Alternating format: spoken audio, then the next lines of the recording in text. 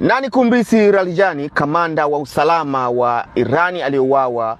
mapema Jumanne, kwa mujibu wa ripoti ambazo zimetolewa na wao kuthibitisha pia. Sasa tumeona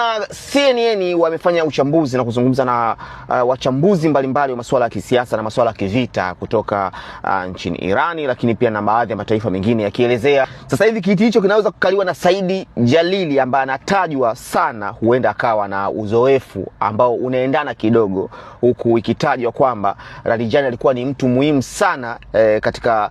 taifa la Irani kwenye masuala ya usalama, lakini pia na maendelezo ama mazungumzo mengi ya kinyuklia ambayo alikuwa akiyafanya na mataifa mbalimbali. Sasa kuondoka kwake, nafasi yake kuzibika, imeelezwa kwamba ni ngumu sana, ingawa Saidi Jalili amekuwa akitajwa sana kwa kudai kwamba alikuwa ni mtu wa karibu na alikuwa anafanya kazi kwa ukaribu na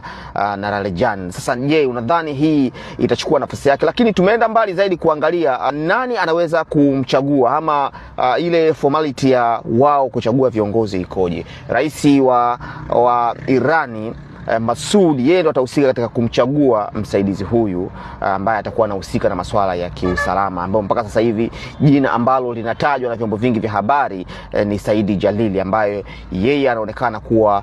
thabiti sana kutokana na masuala hayo ya kiusalama wa kitaifa, ambao ndo nafasi nyeti zaidi ambayo ni inasimamia maamuzi makubwa ya kimapigano na silaha, lakini pia namna kuweza kuelekeza masuala ya kisiasa ya kimataifa na diplomasia kwa ujumla. Una maoni gani kuhusiana na hichi ambacho kimewatokea wana Irani, ambao wao target zao kubwa zinalenga majengo na zile sehemu tunasema ni base za Marekani, lakini Israeli na Marekani wamekuwa wakitarget na kuhiti wale viongozi wao muhimu ambao ndio walikuwa